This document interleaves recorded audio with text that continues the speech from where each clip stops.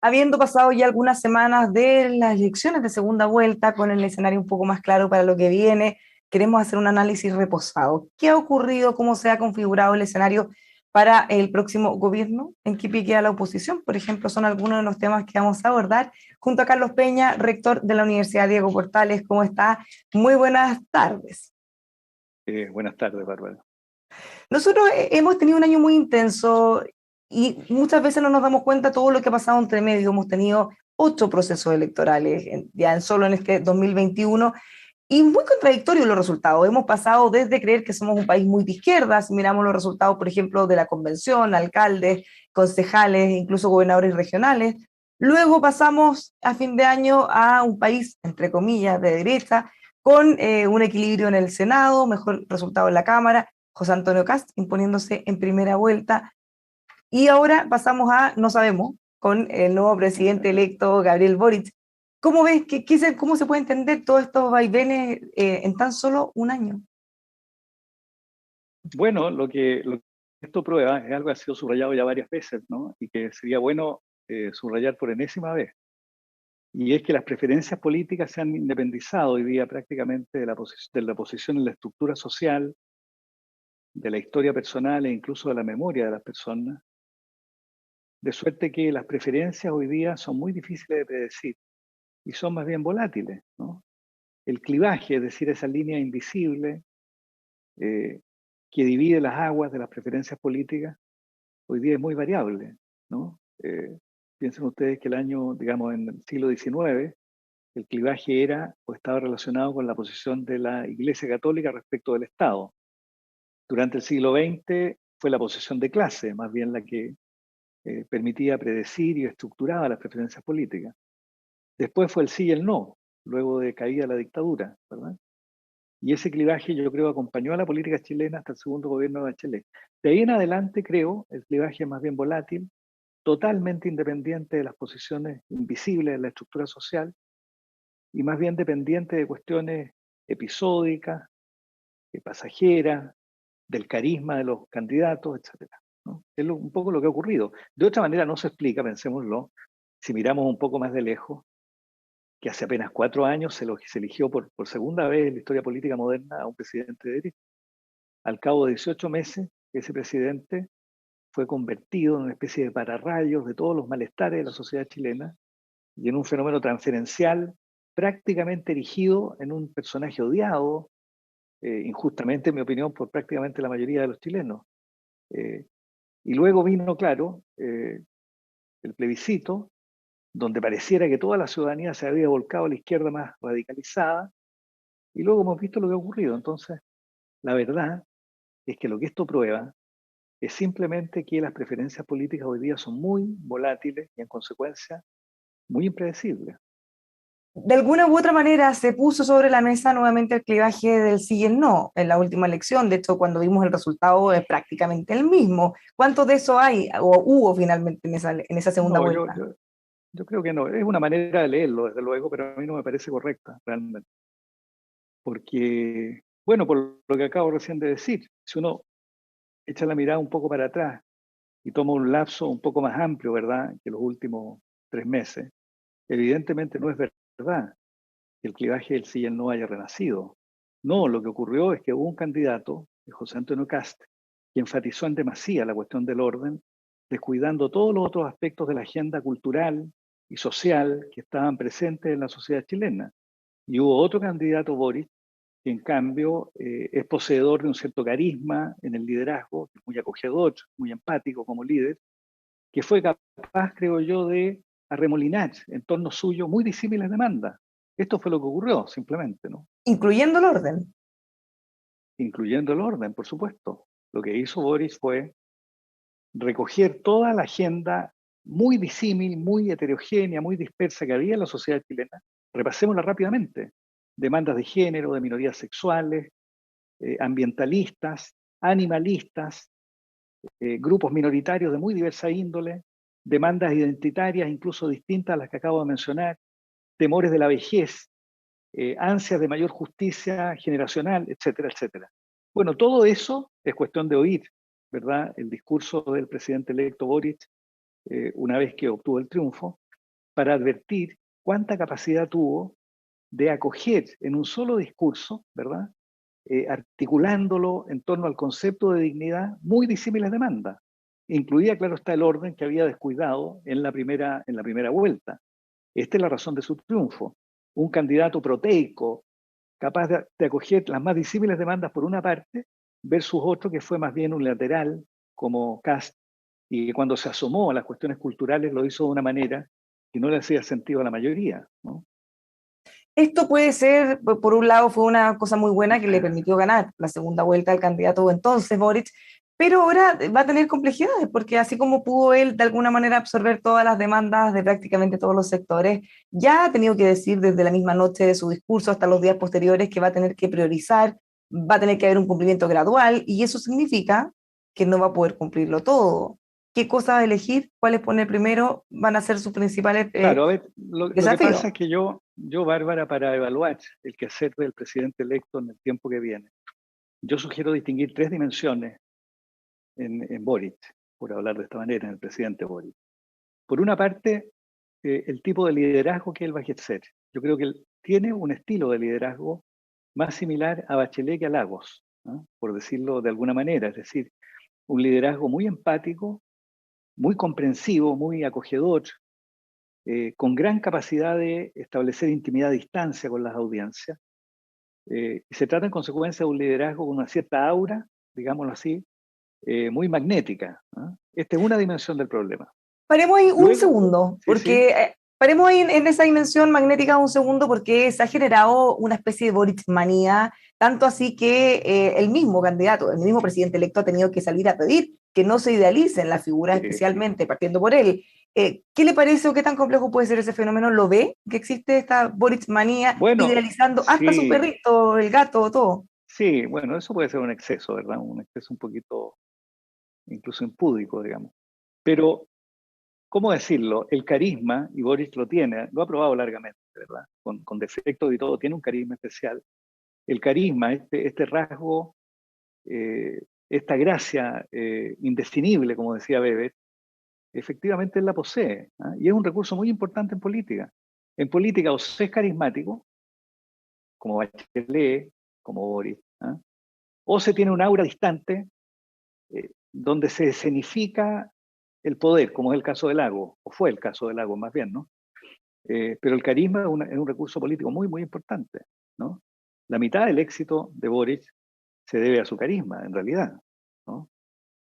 No se trata de una candidatura que tenga un programa ideológico muy explícito, ni nada que se le parezca, ¿no?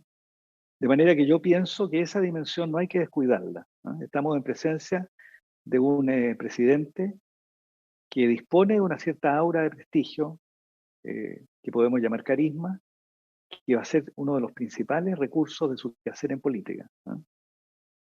Particularmente cuando haya que asumir el lado más amargo de la política, que consiste en mirar la realidad y comunicarle a la ciudadanía, ¿verdad?, qué límites impone la realidad a la propia agenda, ¿no? Que es algo inevitablemente Boris va a tener en algún momento que hacer.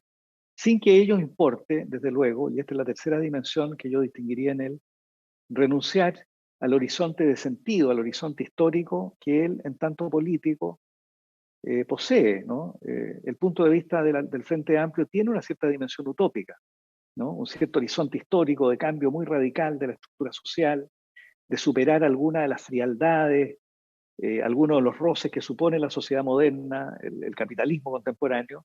Algo de eso hay en él, evidentemente. Hay un cierto componente utópico que opera como un horizonte histórico de sentido de su quehacer. Por debajo de él está el programa gubernamental, donde va a tener que hacer algunos sacrificios, evidentemente, y va a aprender la dura lección de la política, ¿no? Y es que en política, como decía el presidente Elwin, se hace lo que se puede dentro de lo que se quiere, ¿no? Pero yo querría decir, tanto el carisma del presidente electo como el horizonte histórico que él esgrime y que va a ir acentuando poco a poco, le van a ayudar, creo yo, a que la ciudadanía comprenda las restricciones que su programa gubernamental va a tener que enfrentar. ¿no? Están todos muy expectantes a ver si finalmente el que va a gobernar va a ser el candidato Boric de la primera vuelta o el candidato Boric de la segunda. ¿Cuánto de esta moderación que se impuso en ese minuto va a persistir? Hace unos días el alcalde del Partido Comunista, Daniel Jadot, decía que esto era un mito, que no había ninguna moderación, simplemente Yo salió a buscar creo, los votos. sí, yo creo, Bárbara, que Daniel Jadwe tiene en esto toda la razón, ¿no? Evidentemente se trata del mismo Boric. Lo que ocurre es que en él coexisten y conviven esas tres cosas que yo mencionaba antes. Un carisma, una especial capacidad para percibir lo que la ciudadanía anhela o quiere en el momento inmediato, un programa ideológico más bien escaso, pero un programa ideológico con una motivación fuerte que opera, digamos, en el largo plazo, y un programa gubernamental más bien de corto plazo. Esas tres dimensiones están presentes en él. Creer que Boric cambió es de una ingenuidad gigantesca. ¿Quién podría haber pensado seriamente eso? Nadie cambia en cosas de semana, ¿no? Los políticos lo que hacen es hacer un cierto ejercicio hipócrita, lo llamaba yo en el buen sentido de la expresión, ¿verdad?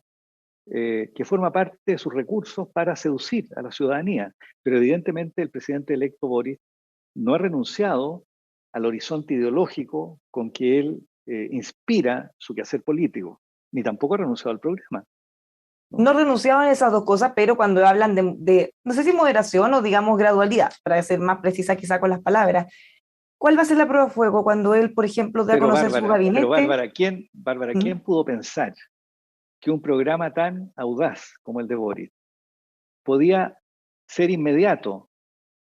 ¿Acaso alguien pudo imaginarse siquiera que algo así no iba a ser gradual? Y con el Congreso que tenemos, ¿Pero menos. quién pudo creer eso? ¿Pero quién pudo creer eso realmente?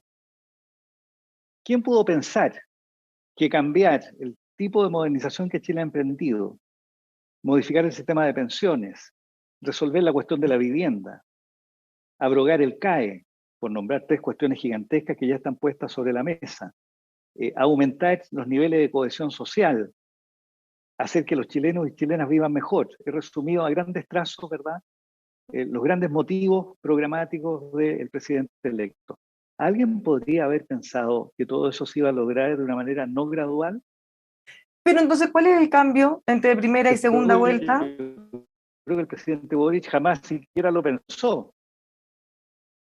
No, que Boric en la segunda vuelta acentuó más su dimensión de liderazgo, el aura que tiene como líder carismático, y puso más bien en paréntesis los objetivos que desde el punto de vista de políticas públicas, digamos, él procuraba alcanzar. Él puso en paréntesis la crítica que le merecía el quehacer público de las últimas décadas en Chile, y puso también en paréntesis, digamos, parte de sus eh, objetivos programáticos, sin derogarlos, sin borrarlos. Y lo que hizo fue acentuar una cierta dimensión de su personalidad que es muy carismática y que es, creo yo, el activo principal de su liderazgo. Eso es lo que ocurrió.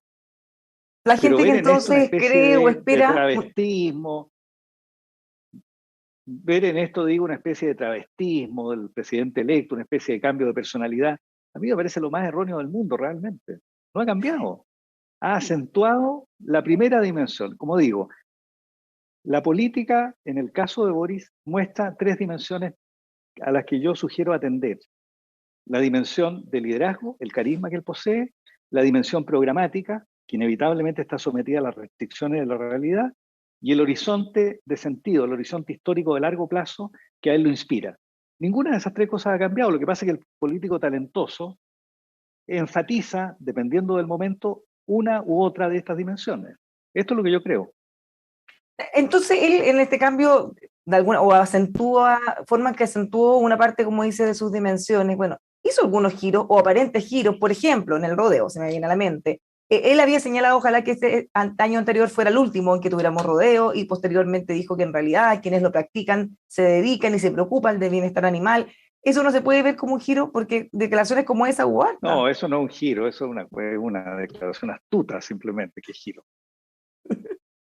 Nada, yo creo que a Boris le sigue pareciendo bárbaro maltratar a los animales, digamos, ¿verdad?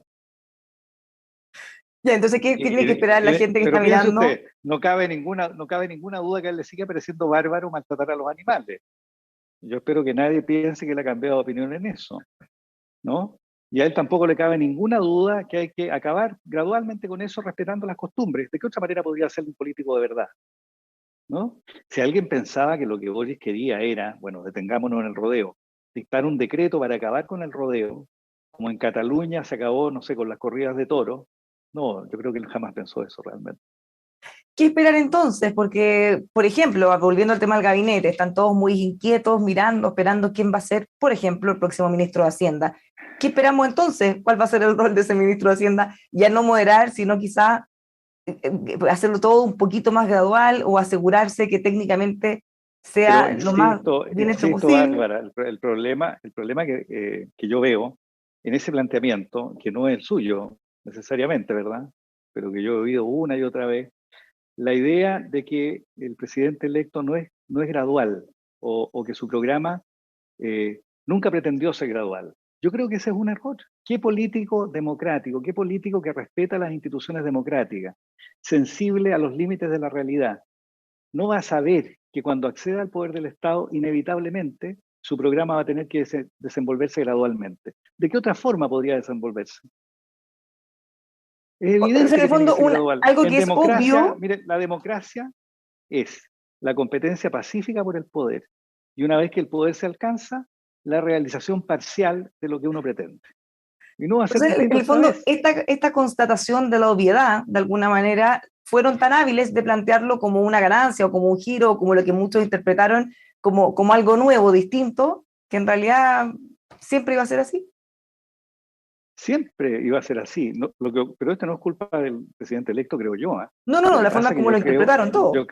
claro, lo que pasa es que yo creo que como parte de la lucha política y de la competencia electoral, digamos, se presentó a Boris como una especie de revolucionario, radical, en el sentido que él aspiraba a tomar el control del Estado y a partir de ahí hacer cambios como lo habría hecho Chávez, digamos, en Venezuela. Pero todos sabemos que esa es una caricatura, ¿verdad? Lo que pasa con Boris es que tiene, repito, un horizonte histórico radical. Digamos, si uno le preguntara a él si acaso le gusta el capitalismo como forma de organizar la vida social y económica, seguramente él va a decir que no y que aspira a sustituir al capitalismo. Pero él no es una persona estúpida, él sabe que eso no se puede hacer de un día para otro y es probable que nunca se pueda hacer. Y que eso opere como un horizonte de sentido, simplemente. Y en consecuencia, lo que tiene que hacer es corregir el modelo que hoy día tenemos de una manera, por supuesto, bastante radical, si uno lo compara con otras posiciones políticas. Yo en eso estoy de acuerdo, ¿verdad? Pero él sabe que eso va a tener que ser gradual. Y cualquier persona que asuma el Ministerio de Hacienda, o cualquier ministerio, o cualquier posición en el Estado durante el gobierno del presidente Boric, bueno, sabe que hacer política democrática consiste en ser sensible a las restricciones que impone la voluntad de los otros y la realidad.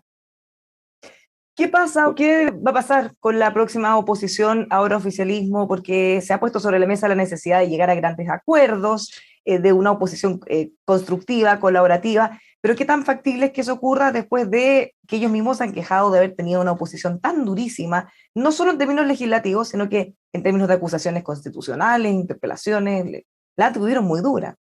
¿Se puede esperar algo distinto de ello? No, claro, si la oposición que va a existir a contar de marzo se comportara como se comportó el Frente Amplio o la oposición al presidente Piñera, bueno, la política se transforma rápidamente en un infierno. ¿Eh?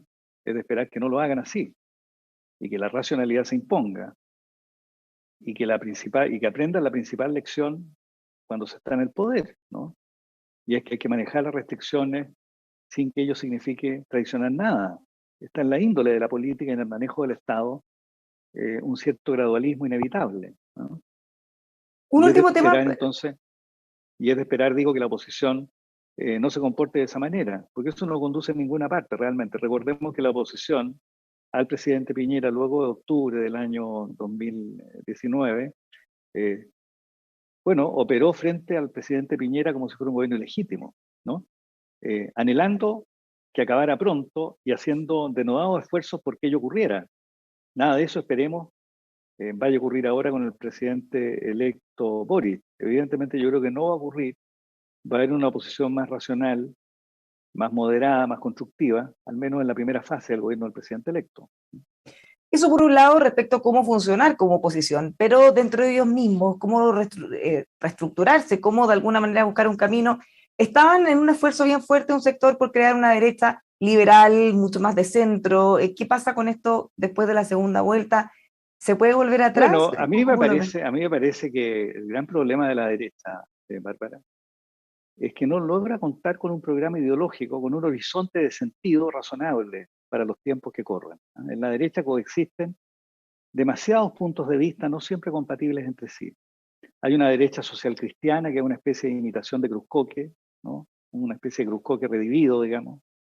Hay una derecha liberal, pero liberal entre comillas, o sea, con un liberalismo extremadamente descafeinado. Una derecha, digamos, un liberalismo exánime, aguado, ¿no? Sin consistencia teórica ni intelectual. Y hay otra derecha que es una derecha de raigambre más social, que también hemos visto asomar, habitada por muchos personajes que son bárbaros, ¿no? Que son verdaderos cavernícolas, que sienten que es posible decir cualquier cosa por los medios de comunicación, misóginos, etc. Esta es la derecha, ¿no? ¿A lo que se Yo espero, refería el ex ministro Briones cuando hablaba de involucionar? exactamente, yo creo que lo que decía el ex ministro Briones tiene toda la razón. La derecha necesita rearmar una narrativa ideológica, un proyecto histórico, digamos, adecuado a una sociedad moderna como la sociedad chilena, diversa, multicultural, según ya sabemos, ¿no? Que sea capaz de hacer suyo algunos de las, ¿cómo decirlo?, los rasgos culturales que han asomado con la modernización de Chile.